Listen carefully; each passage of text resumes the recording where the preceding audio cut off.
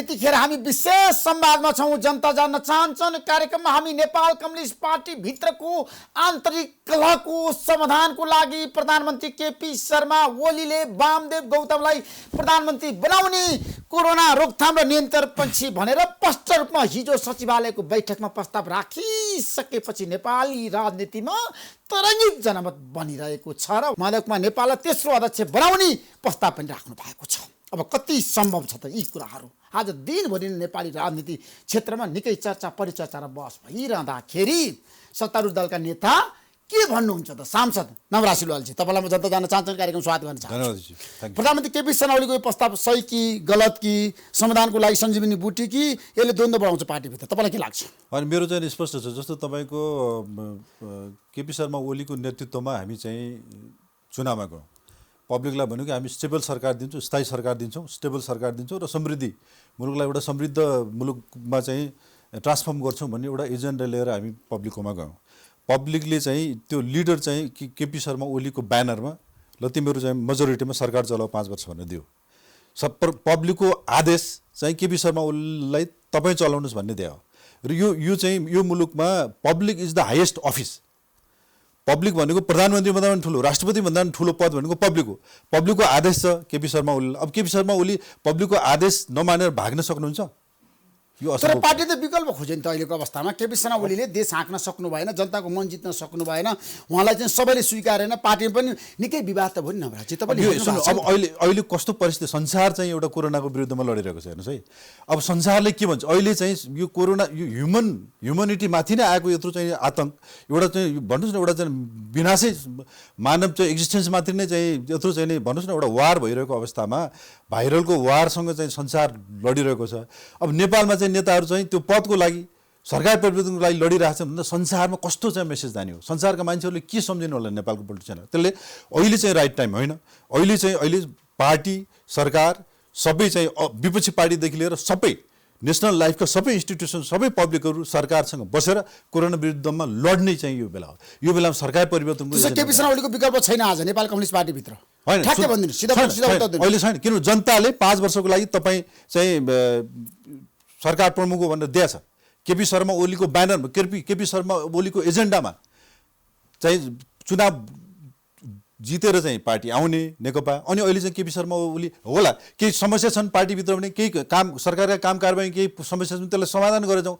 अब क्याबिनेट पनि चेन्ज गरेर जाउँ, मन्त्रीहरूले कतिले काम गर्न सकेछ त्यसलाई परिवर्तन गर्छ। मन्त्रीले पुनर्गठन गर्नुपर्छ, प्रधानमन्त्रीले काम नगर्ने मन्त्रीलाई हटाउनु पर्छ। एक्ज्याक्टली, काम गर्न नसक्ने मन्त्रीहरूलाई हटाउनुपर्छ, टिममा परिवर्तन गर्नुपर्छ। तर प्रधानमन्त्री केपी शर्मा ओलीको विकल्प अहिले छैन, किनभने जनताले दिएको म्यान्डेट हो। त्यो म्यान्डेटबाट भाग्नलाई केपी शर्मा ओलीलाई छुट छैन। जनताले भोलि चुनावमा फेरि जानु पऱ्यो, जनतालाई फेरि जवाफ दिनु परेन। केही कमी कमजोरी छन्, केही त्यस्ता चाहिँ समस्याहरू छन्, त्यो समस्यालाई एड्रेस गरेर नयाँ ढङ्गले नयाँ तरिकाबाट त्यो नयाँ इनर्जीका साथ चाहिँ अगाडि जानुपर्छ। र चुनावभन्दा अगाडि जुन चाहिँ फेरि अहिले पनि जस्तो समस्याहरू हुँदाहुँदै पनि सरकारले फेरि काम त गरेको छ नि।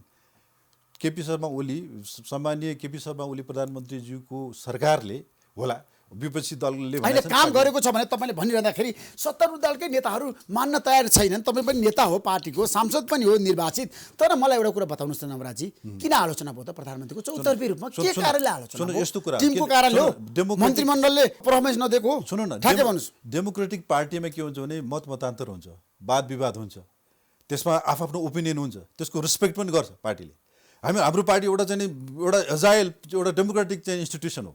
त्यसभित्र विभिन्न कुराहरू आउँछ, विभिन्न तर्क विभिन्न मतहरू आउँछन् नेताहरूले यो कुरालाई तपाईँ सुधार गर्नुहोस् भनेर भनिराख्नु भएको छ। त्यही कारणले सुधार गरेर जाने सवाल एउटा हो, तर इन्स्टिट्युसनै चेन्ज गर्ने केपी शर्मा ओली भन्ने व्यक्ति होइन, त्यो इन्स्टिट्युसन हो नि। त्यो पनि जितेर आएको म्यान्डेट लिएर आएको एउटा इन्स्टिट्युसनलाई अहिले काम नगरे अन टाइमली किन चाहिँ प्रधानमन्त्रीले राखिरहेको? सुन्नु न, काम नगरेको त्यस्ता इस्युहरू छन् जति पनि आइरहेको छ नि। विवादमा पर्नु भने त प्रधानमन्त्री त्यस्ता इस्युहरूलाई चाहिँ एड्रेस गरेर जान सकिन्छ। जस्तो विवाद भने कि तपाईँ अध्यादेशको कुरा गर्नु खोज्नु मलाई, अध्यादेश उहाँले नेताहरूले भन्नुभयो यसमा चाहिँ यो कुरो ठिक भएन, ल पार्टीका चाहिँ सिनियर नेताहरूले सचिवालयका नेताहरूले यो चाहिँ ठिक भएन भन्नुभयो, ल ठिक छ, उहाँले फेरि त्यसलाई चाहिँ रोल ब्याक त गर्नु पनि, फिर्ता लिनु पनि। त्यो ढङ्गले केही कमी कमजोरीहरू त्यस्ता छन् भने त्यसलाई सुधार गरेर जान सकिन्छ।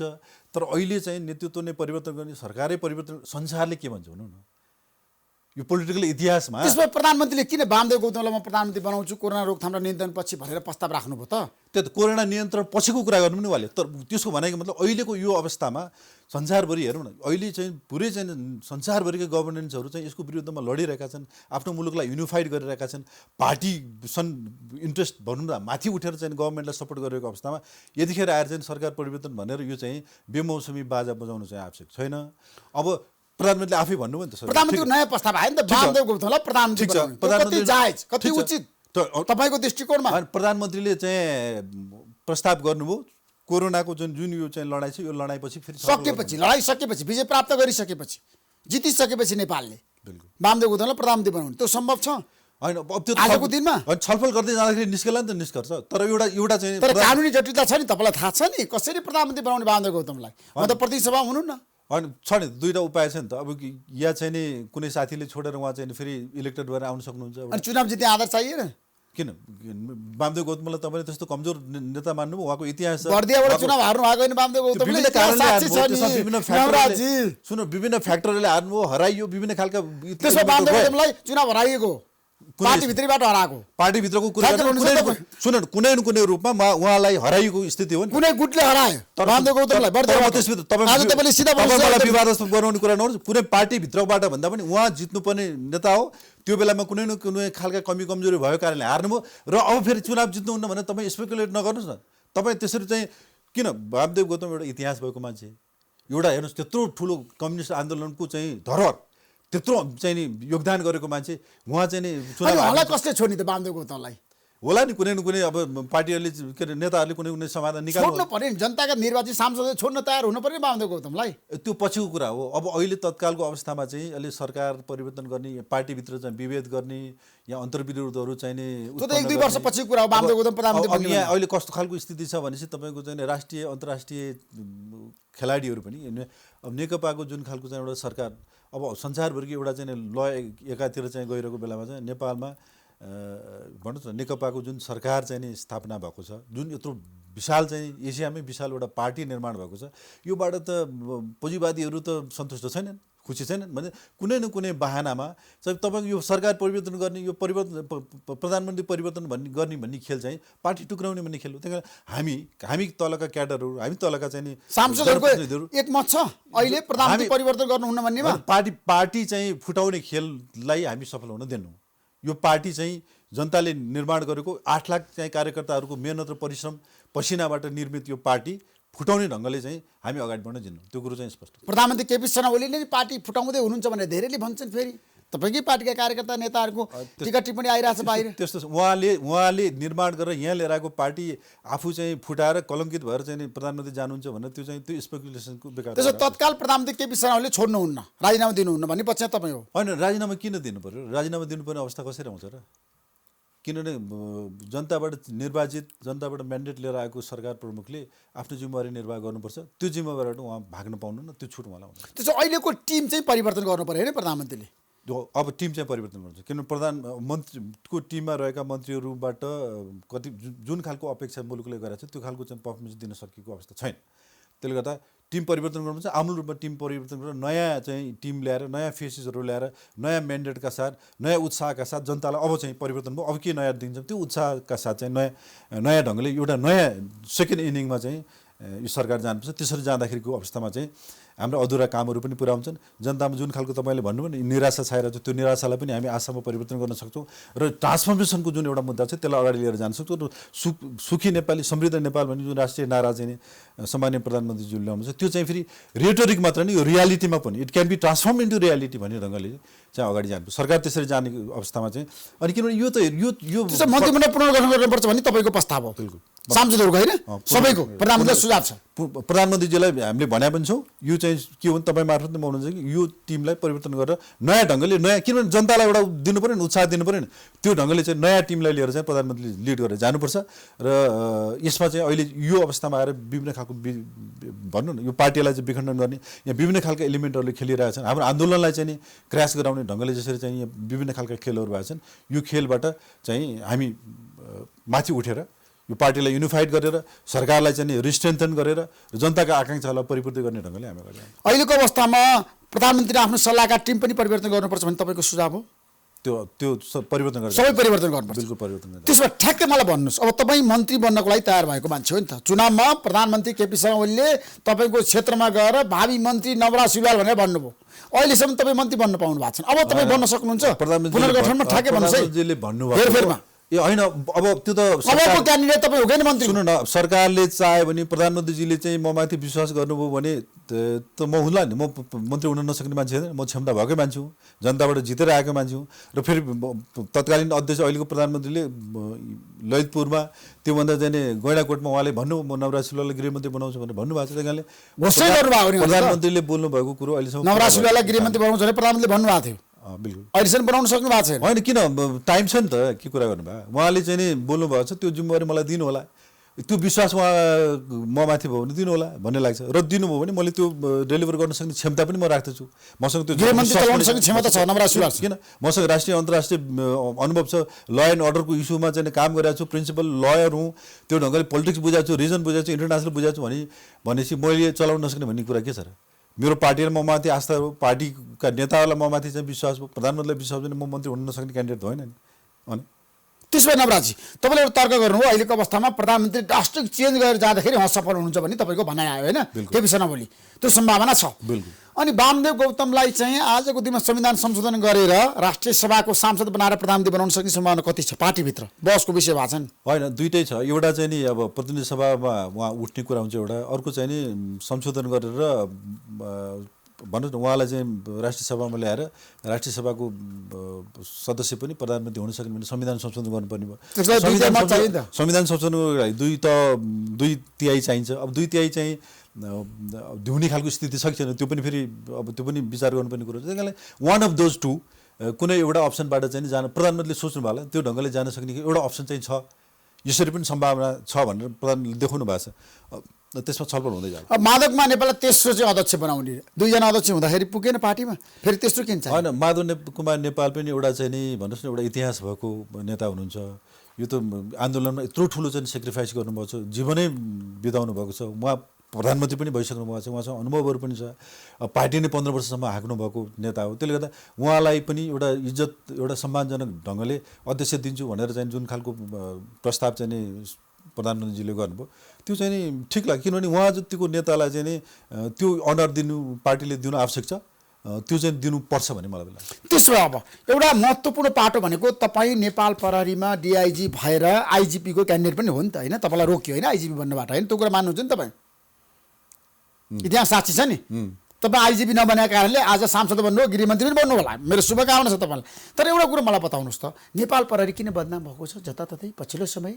के कारणले नवराज सुब्बालजी? नेपाल प्रहरीलाई पोलिटिसाइज गर्यो ऋषिजी। कस्तो भने यो त्यो प्रहरी संसारभरि प्रहरी भनेको एउटा यस्तो चाहिँ डिपार्टमेन्ट हो, एउटा राज्यको यस्तो एउटा संयन्त्र हो जसले चाहिँ कानुन कार्यान्वयन गर्ने हो।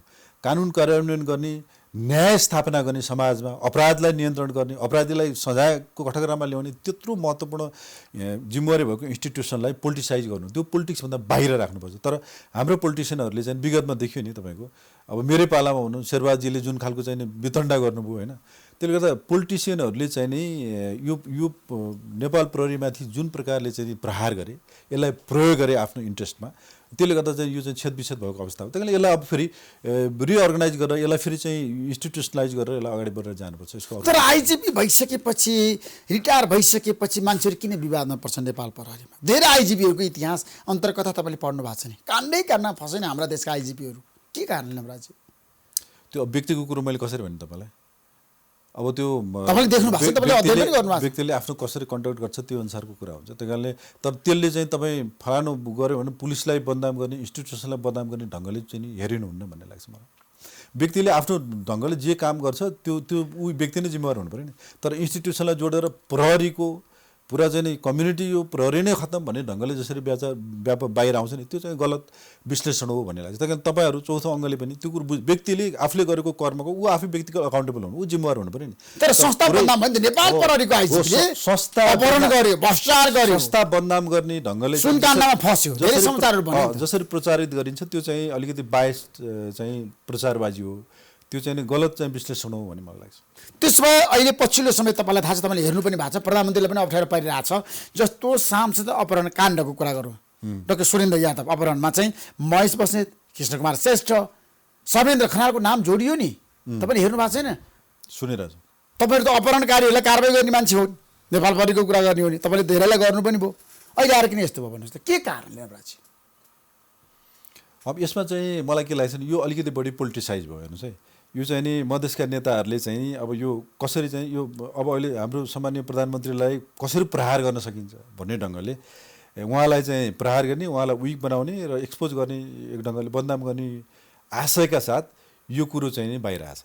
अब यो चाहिँ म स्पष्ट चाहिँ जस्तो अपहरण भनिरहेको छ त्यो चाहिँ कस्तो हो भने तपाईँ अब मेरो आफ्नो एक्सपर्टिजको हिसाबले पनि कस्तो हुन्छ नि, कुनै पनि क्राइममा चाहिँ नि तपाईँको चाहिँ नि इन्टेन्ट भन्ने हुन्छ क्या, क्रिमिनल इन्टेन्ट हुन्छ, मिन्स रिया र एक्टस रिया भनिन्छ। क्राइम गर्ने इन्टेन्ट नभइकन त्यो क्राइम हुँदैन।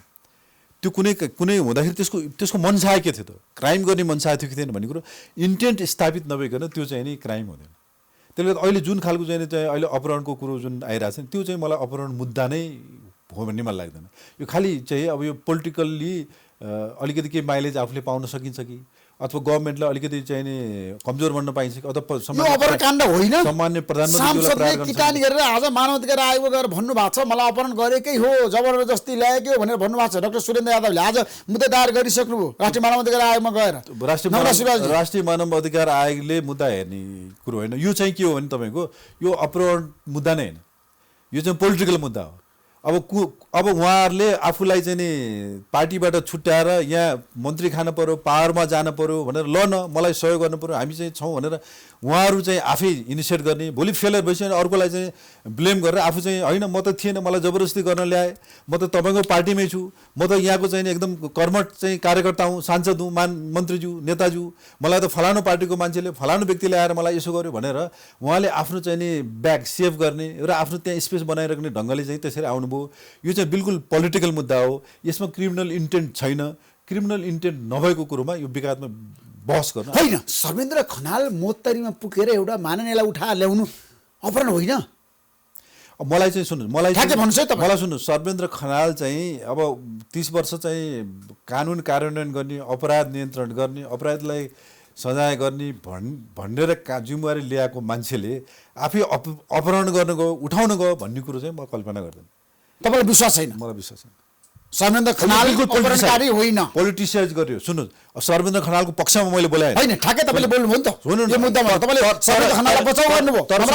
तर सुन्नुहोस्, एउटा प्रहरी अधिकृतले जसको इतिहास चाहिँ जीवनभर चाहिँ एउटा कजमा जीवन बिताएको छ, मैले उसलाई फेभर गरेको छैन, बिताएको छ, त्यस्तो मान्छेले चाहिँ आफै संलग्न भएर अपहरणमा गयो भन्ने कुरो चाहिँ अनलेस अदरवाइज प्रुभ नभइकन मैले चाहिँ मान्दिनँ। तर तपाईँलाई थाहा छ डाक्टर बाबुराम भट्टराई, उपेन्द्र यादव, राजेन्द्र महतो नै गएर किटानी जाहेरी दिनुभएको छ। अब डाक्टर साहब उहाँ मधेसका नेताहरू जसपाका नेताजीहरूलाई त पोलिटिक्स गर्नु छ, माइलेज लिनु छ होइन, यही बैशाखी चढेर अलिकति केही चाहिँ जनताको सहानुभूति बढ्न सकिन्छ कि। अब त्यो फेरि यो सबै चाहिँ के हो भने गन्जगोल चाहिँ हाम्रो प्रधानमन्त्रीलाई हान्ने हो, प्रधानमन्त्रीले ड्यामेज गर्ने ढङ्गले यो बा त्यो एक्टर, यो बा त्यो एक्टर भन्ने ढङ्गले। किन छैन, पोलिटिसियनहरू बस्छन्, छलफल गर्छन्, भेट्छन्, खाना खान्छन्, सँगै हिँड्छन्, गर्दैनन्। अब यो कुरोमा चाहिँ यो उहाँहरूले चाहिँ नि डाक्टर साहबहरूले, डाक्टर भट्टराईले जुन ढङ्गले चाहिँ ल्याउनु भएको छ, यो यत्रो चाहिँ नाटक गरेर तल्का गर्नुपर्ने इस्यु नै हो नि, यो सामान्य इस्यु, यो पोलिटिकल इस्यु, पोलिटिकलले चाहिँ रिजल्भ भएर जान्छ। त्यसो भए डाक्टर सुरेन्द्र यादवले किन जाहेरी दिनुभएको छ? प्रमाण नभइदिनु भयो उहाँले? होइन, उहाँलाई अपहरणकारी नै भन्नुभएको छ। होइन बाबा, सुन्नु न, मैले त सुनेको छु उहाँले सुरुमा त मलाई के पनि गर्नुभएको छैन, मलाई एकदम इज्जत साथ हामीसँगै आयो भनेर पनि सुने। अब पछि चाहिँ फेरि त्यहाँ आएपछि उहाँहरू छलफल गरिसकेपछि फेरि यसलाई त पोलिटिकल मुद्दा बनाउन सकिन्छ, यसबाट बेनिफिट लिन सकिन्छ, जनताको सहानुभूति लिन सकिन्छ, सरकारलाई डिफेम गर्न सकिन्छ भन्ने एनालाइसिस भइसकेपछि फेरि यसलाई यसरी जाउँ भने उहाँले स्टेटमेन्ट चेन्ज गर्नुभयो। अब त्यो भन्दैमा जबसम्म क्रिमिनल इन्टेन्ट भन्ने एलिमेन्ट हुँदैन त्यो अपराध हुँदैन, मैले बुझेको त। म आफ्नो चाहिँ अध्ययनले, म आफ्नो लयर पनि भएको हुनाले यो प्रकरणमा अपराध काहीँ पनि भएको छैन भने तपाईँको निष्कर्ष क्रिमिनल इन्टेन्ट नभइकन त्यो अपराध हुँदैन। त्यो अपराध शास्त्रको कुनै मान्छेलाई जबरजस्ती ल्याउनु अपराध होइन र? उठाएर ल्याउनु, घरमा बसिरहेको मान्छेलाई काठमाडौँ जाउँ प्रधानमन्त्री बोलाएको छ भनेर ल्याउनु, त्यही त क्रिमिनल इन्टेन्ट हुनु पर्यो होइन। अनि इन्टेन्ट छ भने हुन्छ, आफ्नै खुसीले उहाँलाई मलाई ल्याइदिनु पर्यो, म मन्त्री बन्न जानु पर्यो, मलाई अवसर दिनु पर्यो, म पनि पावरमा जानु पर्यो भनेर हाइदाइ गर्ने कराई गर्ने यसलाई यही मौकामा चाहिँ गर्नु पऱ्यो भन्ने अनिखेरि भोलि फेल भएपछि होइन मलाई त म त पार्टीकै नेता के अरे समृद्ध सिपाही हुँ एकदम डेडिकेटेड सिपाही हुँ मलाई त यसरी चाहिँ गरेँ मलाई अपहरण गरेँ भने त्यस्तो नाटक चाहिँ पोलिटिक्समा हुन्छ त्यही कारण यसलाई तपाईँले छलफल गर्ने यसलाई बहस गर्ने समय खेर पाल्ने चाहिँ अवसर छैन अरू कुनै विषयमा कुरा हो त्यसो भए तपाईँ सुरेन्द्र यादव प्रकरणमा आजको दिनमा शर्मेन्द्र खनालको दोष देख्नुहुन्न ठ्याक्कै यो प्रकरणमा होइन होइन म कुनै मान्यजीहरूको पनि दोष दिनु यो कुनै इस्यु नै होइन मलाई लाग्छ मलाई महेश बसन्तको संलग्नता छैन यसमा ठ्याक्कै भन्नुहोस् महेशजीको छैन छैन उहाँ निर्दोष हो महेशजी पोलिटिसियनले चाहिँ बस्छ कुरा गर्छ छलफल गर्छ पोलिटिक्सको बारेमा छलफल गर्छ मिटिङ गर्छ अनि कहाँबाट आयो तपाईँको चाहिँ नि अपराधको कुरा त्यहाँदेखि यो विषयमा बहस धेरै गर्नु आवश्यक छ नेपाल प्रहरीको कुरा गर्दै तपाईँलाई थाहा छ अपहरणकै कुरा गर्दाखेरि केलाई चाहिँ अपहरण मान्न सकिन्छ ठ्याक्कै भन्नुहोस् किनभने तपाईँले धेरै अपराधीहरूलाई कारवाही गर्नुभएको छ अपहरण गर्दाखेरि तपाईँको चाहिँ नि अपराध संहितामा अपहरणको परिभाषा नै छ नि त्यसमा चाहिँ जबरजस्ती गरिकन आफ्नो इच्छा विपरीत होइन हतियारको प्रयोग गरी अथवा नगरी त्यसरी हुनु पऱ्यो त्यहाँ त त्यस्तो कुनै पनि देखिन्न अनि नभइसकेपछि यसलाई चाहिँ नि अब यो अपहरण हो भनेर यो बिल्कुल पोलिटिकल मुद्दा हो यसलाई चाहिँ नि पोलिटिसाइज गरिया हो त्यही कारण यसमा चाहिँ धेरै बहस गरिराख्नुपर्छ भने त्यसो भए अब नेपाल कम्युनिस्ट पार्टीकै कुरा गर्दाखेरि वर्तमान सरकारले काम गर्न सकेन राजीनामा दिनुपर्छ भनेर हिजो सचिवालयको बैठकमा प्रचण्ड र माधवकुमार नेपालले भन्नुभएको छ तपाईँ के भन्नुहुन्छ मैले त अघि भनेँ नि त अहिलेको सरकारलाई यतिखेर यो समयमा यसको विकल्प खोज्नु हुँदैन यसरी जानु हुँदैन भनेको छु अब नेताहरूले मलाई चाहिँ के लाग्छ भने यसरी चाहिँ राष्ट्रिय अन्तर्राष्ट्रिय रूपमा जुन प्रकारको प्रहार हाम्रो पार्टीमा चाहिँ हाम्रो आन्दोलनमाथि भइरहेको छ यो बेलामा चाहिँ नेताहरूले सुझबुझका साथ छलफल गरेर संवाद गरेर सबैले चाहिँ अब विपक्षी पार्टीहरू पनि रमिताएर बस्ने दुनियाँले रमिताएर लो नेकपामा के भइरहेछ भने जुन खालको चाहिँ परिस्थिति निर्माण हो यो चाहिँ हुनु हुँदैन अहिलेको यो दिस पर्टिकुलर टाइममा यो सिचुएसनमा जसरी कोरोनाको विरुद्धमा संसार चाहिँ गभर्मेन्टहरू लडिरहेको अवस्थामा अहिले सरकार परिवर्तनको कुरो चाहिँ अगाडि लिएर आउनु आवश्यक छैन त्यही यसलाई चाहिँ सरकारका कमी कमजोरीहरूलाई फेरि चाहिँ सुधार गरेर त्यसलाई रिएड्रेस गरेर नयाँ ढङ्गले जानुपर्छ भन्ने मेरो त्यसमा तपाईँले भन्नु अहिलेको अवस्थामा सरकारले राम्रो काम गरेको छ भनेर भन्न सक्ने अवस्थामा तपाईँ पनि हुनुहुन्न नि त किन छैन म छ त तपाईँ हेर्नु न समग्र रूपमा कुरा गरेको मैले समग्र हरेक क्षेत्रको कुरा गरेको समग्र रूपमै भनौँ न तपाईँ सडकको हेर्नु सडक यो 2 वर्षमा तपाईँको 15,000 झन्डै किलोमिटर अहिलेसम्म बनेको सडकभन्दा बढी चाहिँ सडक बनाएको छ गाउँमा सडकहरू बनाएको पिच भएको छ काठमाडौँको सडकहरू हेर्नुहोस् अहिले कस्तो खालको अवस्थामा छ अब तपाईँको चाहिँ सोसल वेलफेयरको साइडमा हेर्नुहोस् कति कामहरू भएको छ तपाईँको ठुल्ठुला योजनाहरू चाहिँ गौरव योजनाहरू चाहिँ अगाडि बढाएको छ अब यो जुन अब हामीले चाहिँ कोरोना नआएको हेर्नुहोस् हाम्रो झन् 8 को चाहिँ ग्रोथ चाहिँ हामी चाहिँ 7.8 को चाहिँ रफ्तारमा चाहिँ इकोनोमीलाई चाहिँ ग्रोथमा लिएर जाने अवस्था थियो भनेपछि कोरोनाको कारणले जसरी सेटब्याक भयो यो चाहिँ हाम्रो इकोनोमीलाई पनि सेटब्याक भयो सरकारका चाहिँ जुन भन्नुहोस् न योजनाहरूमा पनि जुन खालको चाहिँ एक प्रकारको चाहिँ भन्नुहोस् न अवरोध चाहिँ सिर्जना भयो त्यसले गर्दा आम रूपमा फेरि नेपालको मात्र स्थिति छैन यो त संसारभरिकै इकोनोमी चाइनाको हेर्नुहोस् अमेरिका हेर्नुहोस् अहिले तहस नहस अमेरिका चाहिँ जस्तो सुपर पावर त्यत्रो चाहिँ इकोनोमिक पावर त्यत्रो चाहिँ सैनिक पावर संसारको 1 नम्बरको चाहिँ भन्नुहोस् न मुलुक आर्थिक रूपमा सामरिक रूपमा त्यत्रो चाहिँ नम्बर 1 पावरफुल मुलुक आज निरीह कोरोनाको अगाडि निरीह भएको अवस्था छ भनेपछि अब अहिलेको अवस्थामा चाहिँ तपाईँको सरकारले चाहिँ अब नयाँ ढङ्गले आफूले लिएर जानुपर्छ सरकारले हरेक सेक्टरमा तपाईँको सामाजिक सुरक्षाको सेक्टरमा भन्नुहोस् अब विकास निर्माणको सेक्टरमा भन्नुहोस् होइन इन्स्टिट्युसन डेभलपमेन्टको सेक्टरमा भन्नुहोस् ठुल्ठुला गौरवशाली योजनाहरू अगाडि बढाउने सवालमा भन्नुहोस् अन्तर्राष्ट्रिय सम्बन्धलाई स्थापित गर्ने सवाल भन्नुहोस् इन्डियासँग मात्र जुन हाम्रो चाहिँ लिङ्क र चाइनासँग जसरी चाहिँ एउटा ल्यान्डलक जस्तो कन्ट्री भएर बसेको थियो चाइनासँग पनि हामीले चाहिँ नाकाहरू खोलेका छौँ इन्डियासँग पनि नाकाहरू खोलेका छौँ हामीले भनेपछि हामी चाहिँ ल्यान्ड लिङ्क कन्ट्रीको रूपमा ल्यान्डलकबाट ल्यान्ड लिङ्क कन्ट्रीको रूपमा चाहिँ ट्रान्सफर भएको छ केपी शर्मा ओलीको चाहिँ नेतृत्वले एउटा नेपाल पनि एउटा है जो नेपाल पनि ऐसा है नेपाल भन्ने खालको जुन स्थिति थियो अब नेपालको प्रधानमन्त्रीले भारतको प्रधानमन्त्रीसँग आँखा जुदाएर कुरा गर्न सक्ने सोभरेन्टी भन्ने कुरो सानो मुलुक भएर सोभरेन्टी सानो हुँदैन बराबर हुन्छ ठुलो मुलुक र सानो मुलुकको सोभरेन्टी बराबर हुन्छ दुईटा प्रधानमन्त्रीको बराबर स्टेटस हो भन्ने ढङ्गले एउटा जुन खालको प्रतिष्ठा चाहिँ कायम गर्न सक्नुपर्ने केपी शर्मा ओली त्यो त राष्ट्रिय गौरवको कुरा नै र अन्तर्राष्ट्रिय लेभलबाट जुन खालको चाहिँ नेपालले एउटा छवि स्थापना गर्न सक्यो होइन जनतालाई पनि एउटा मेसेज दिन सक्नु ल तपाईँको अहिलेसम्म हेर्नुहोस् 15 सालदेखिको हेर्नुहोस् इतिहास हेर्नुहोस् एउटा इलेक्टेड गभर्मेन्ट फुल टर्म अहिलेसम्म चाहिँ खाएको अवस्था छैन नि 51 सालको अवस्था हेर्नु गिरिजाप्रसाद त्यसो केपी शर्माले 5 वर्ष प्रधानमन्त्री भएर देश चलाउन सक्नुहुन्छ सम्भावना छ यो त इतिहास कायम हो जनताले अब हामी यो 9 महिना 10 महिना सरकार परिवर्तन हुने मान्छे परिवर्तन हुने अब मन्त्री यति मन्त्री पूर्व मन्त्री यति न्युरोडमा हिँड्दाखेरि ठोकिँदाखेरि यसैहरू मन्त्रीदेखि भेटिने खालको जुन स्थिति थियो नि होइन अब चाहिँ स्टेबल गभर्मेन्ट दिनु पऱ्यो अब पोलिटिकल मुद्दामा धेरै झगडा भयो पोलिटिकल मुद्दामा धेरै खालका चाहिँ हाम्रो समयहरू चाहिँ व्यतीत भयो अब इकोनोमिक ट्रान्सफर्मेसनमा विकासमा आर्थिक समृद्धिमा चाहिँ रिभोल्युसन गर्नु पऱ्यो भनेर जनताले त म्यान्डेट दिएको हो नि ल अब तपाईँहरू चलाउनुहोस् 5 वर्ष चलाउनुहोस् भनेर दियो नि त्यसले गर्दा यसमा चाहिँ अब यसको विकल्प अहिले तत्काल खोज्ने भन्ने ढङ्गले त्यसो भए हाम्रो देशमा 7 सालदेखि अहिलेसम्म कुनै पनि प्रधानमन्त्री 5 वर्ष काम गरेको छैन केपी शर्माले गर्न सक्नुहुन्छ इतिहासलाई साँची राख्दाखेरि किनभने समीक्षा गर्दाखेरि बिल्कुल किनभने अब यो नयाँ एउटा इतिहास हिस्ट्री इन द मेकिङ हो क्या यो अहिलेको अवस्था भनेको अब हामी जति पनि पोलिटिकल अनरेस्टहरू भए आन्दोलनहरू भए जनयुद्ध भयो कति संविधानहरू बने कति गए होइन हामीले धेरै दशकौँ हामीले चाहिँ नि वेस्ट गऱ्यौँ नि त संसार कहाँ पुग्यो इन्डिया कहाँ पुग्यो चाइना कहाँ पुग्यो हेर्नुहोस् भनेपछि हामीसँग सुरु गरेको चाहिँ नि श्रीलङ्का कहाँ पुग्यो सिङ्गापुर हेर्नुहोस् कहाँ पुग्यो भनेपछि अब चाहिँ राजनीतिक रूपमा जुन खालको चाहिँ तनाव थियो त्यसलाई हामीले अब हामीले संविधान लिएर आयौँ 2072 संविधान लिएर अब